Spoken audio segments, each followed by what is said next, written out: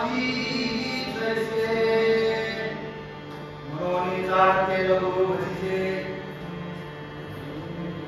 काय कळलं तुम्हाला? गुरु तेथे ज्ञान, ज्ञानी आत्मदर्शन, दर्शनी समाधान हाती जैसे म्हणून जाणते गुरु भजिजे. हे कृतकार्य होईचे जैसे मूळ सिंचने सहजे शाखा पल्लव संतोषी. मंडळी ही जी फुलं तुम्हाला दिसतायत ना आणि त्याला जी पानं दिसतायत ना, ही जी अशी फुललेली आहे ही संतोषलेली आहे. ही पानं फुलं बघा. काय काय इथे माझ्यासमोर बसलेली लोक आहेत ना, त्यांचा चेहरा असा झालाय की सगळ्या जगाचा भाग नसेल आणि गोव्यापासून मुंबईपासून ते पुण्यापर्यंत वाहतो असा चेहरा जाऊन बसले. आता काय करावं नानासाहेब, कधी समोर माझ्या डोक्यावरचा हा भार उचलत नाही. सहज सिंचने, सिंचने सहज सिंचने, ते सिंचन करून घ्यावं लागतं. सद्गुरू सहज सिंचन करत असतात. कशाचं? ज्ञानाचं. जसं या पाना फुलाला जी टवटली आहे त्याच्यामध्ये जो आनंद आहे, त्याच्यामध्ये जे समाधान आहे, त्याच्याकडे बघितल्यानंतर आपल्या मनाची प्रसन्नता निर्माण होते.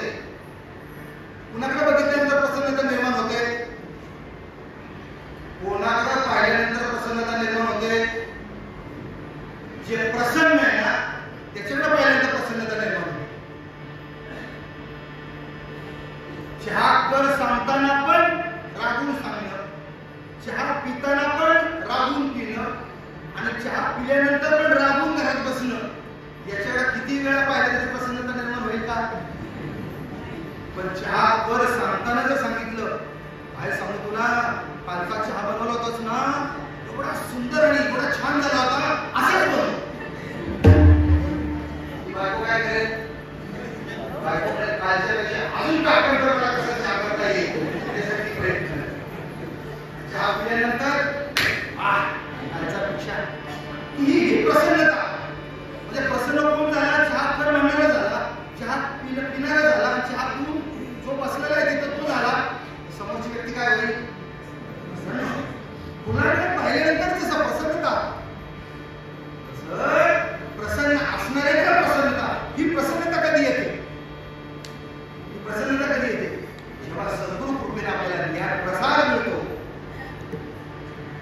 ज्ञान प्रसादाचा लाभ होतो. गुरु तेथे ज्ञान, आणि म्हणून तेच सद्गुरू तुम्हाला ज्ञान देतात. गुरु कोणते ज्ञान देतात? सद्गुरू कोणते ज्ञान देतात? ते सगळे बघत असतील माझ्याकडे, काहीतरी पुटपुटा. ज्याच्याकडे ज्ञान आहे, काय सांगतोय लक्षात ठेवा, मला काही नाही जीवन विद्या म्हणायची. गुरु कोणते ज्ञान देतात? सद्गुरू कोणते ज्ञान देतात?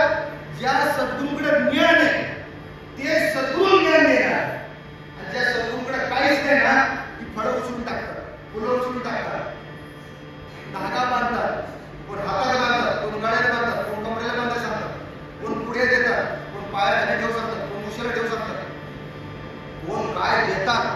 ज्यांच्याकडे ज्ञान सोडून सगळे ते काय देतील तुम्हाला, त्यातल्या त्यात भगिनींना. एखादी भगिनी आली, त्या भगिनीला केळ कोणाच्या हातात टाकायचं, सफरचंद कोणाच्या हातात टाकायचं, आणि अजून चांगलं जर काय एखादा फळ असेल तर कोणाच्या, अगदी तो बघतच असतो. पुढं नोट सरकवणारी 10ची आहे का 100ची म्हणण्याची ऍपल टाकत नाही. काय अनुभव आहे? आमच्या भगिनीत ते सफरचंद किती रुपयाचं? 10-10 रुपयाचं. ते अशा घेऊन येतात, अशा घेऊन येतात, अशा घेऊन येतात घरी. बाबा बाबा बाबा काय सांगू, बाकीच्या लोकांना काय द्यावं, साधं काहीतरी दिलं. मला सफरचंद दिलं, माझ्या गुरु प्रसन्न झाले.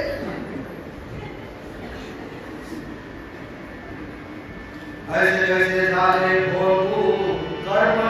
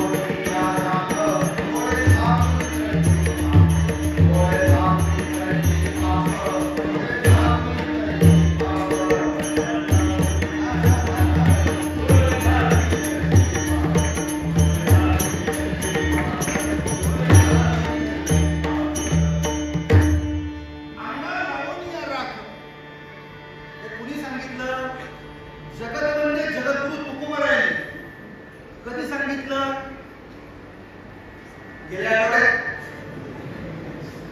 तुकोबाराने गेल्या आठवड्यात सांगितलं का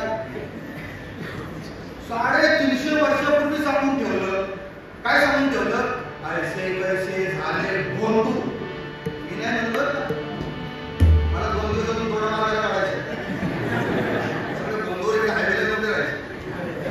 मी नाही म्हणत.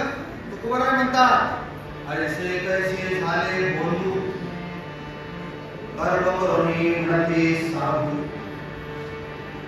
अंगालावून या राख डोळे झाकून करती दावणी वैराग्याची कळप भोगी विषयांचा सोहळा कामळे सांगो किती.